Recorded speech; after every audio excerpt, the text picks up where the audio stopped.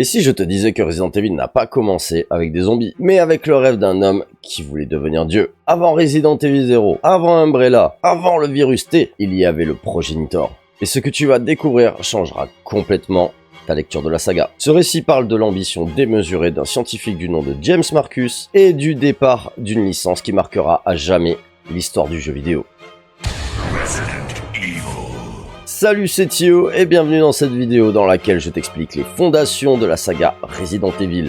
La première d'une longue série qui te fera comprendre absolument tout ce qu'il y a à savoir sur l'histoire de ce jeu d'anthologie. Ouais, j'ai bien dit d'anthologie. Mais tout d'abord, si ce genre de contenu te plaît, n'hésite pas à t'abonner, à liker, ça fera toujours plaisir.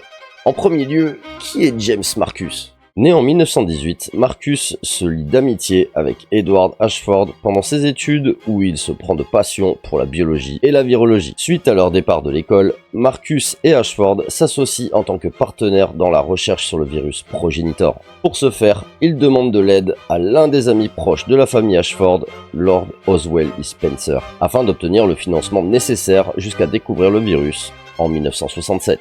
Mais alors, dans quel cadre et dans quel but James Marcus et son ami souhaitaient faire aboutir leurs recherches ?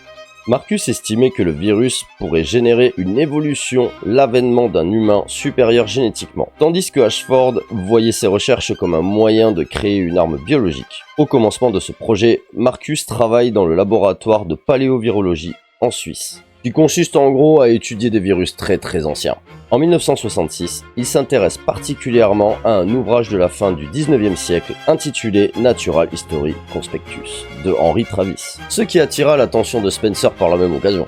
Le livre parle d'un rituel africain du peuple Ndipaya impliquant la consommation d'une fleur aux effets extrêmement puissants, à tel point qu'il était dit que si l'on y résistait, la personne se voyait octroyer une puissance surhumaine. Marcus théorise donc qu'un virus mutagène pourrait être impliqué si ce récit était exact. Suite à cette découverte, James Marcus se lance dans une quête pour trouver la fleur en question, accompagné de son protégé Brandon Bailey. Mais visiblement, ils subirent de nombreuses attaques de la part des guerriers locaux.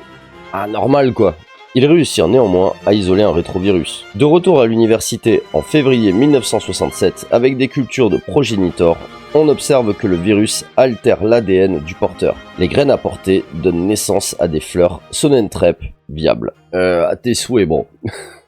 Mais petit problème, ces fleurs ne produisent aucun avantage du virus, ce qui indique la nécessité de conditions environnementales spécifiques pour la production. Durant cette période, Marcus s'est indirectement impliqué dans des scandales de résultats falsifiés qui conduit à son ostracisation par l'équipe de recherche universitaire. En gros, finito quoi les financements. Marcus quitte l'université et rejoint Spencer pour mener ses recherches dans son propre manoir et sous son égide. Mais à une condition, qu'il ne partage aucune de ses recherches en dehors du cercle, hormis avec Bailey. Notre chercheur finit par réussir à créer une protéine cellulaire et Spencer, suite à ce résultat, créa Umbrella Pharmaceutical en mars 1967 comme nouveau support financier. Bien que Marcus s'intéresse peu aux affaires, il accepte son rôle dans la compagnie.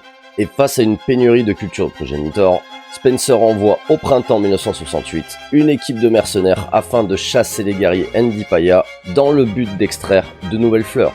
Toutefois, sur l'insistance de Spencer, Marcus partit aux États-Unis pour créer et superviser une nouvelle école de formation des cadres d'Umbrella. Centre que nous découvrirons en détail dans la prochaine vidéo sur le préquel Resident Evil 0. Une nouvelle occasion pour Marcus de parfaire le développement de son nouveau virus, le virus T. À partir de septembre 1968, les trois fondateurs d'Umbrella commencent à travailler avec un approvisionnement régulier en progénitor provenant du laboratoire de Bailey. Il est décidé que Umbrella acquiert les données nécessaires tout en développant des souches mutantes à commercialiser comme armes militaires. Spencer gère les opérations de l'entreprise tandis que Marcus dirige le projet Virus T. Et de leur côté, Ashford et son fils Alexander poursuivent un projet séparé dans leur résidence européenne. Oui, je parle bien de ce personnage que tu rencontres dans Resident Evil Code Veronica. Les étudiants, des enfants exceptionnellement doués et recrutés par la fondation Spencer, contribuent aux recherches. Parmi ceux de la promotion 1977-78 figurent le docteur Albert Wesker et le docteur William Birkin, des enfants prodiges recrutés pendant leurs brillantes études universitaires. Marcus réalise une percée dans sa partie du projet Virus T. En intégrant l'ADN de Sensu dans le virus en septembre 1977, il crée avec succès une souche de progénitor adapté à la recherche en armement.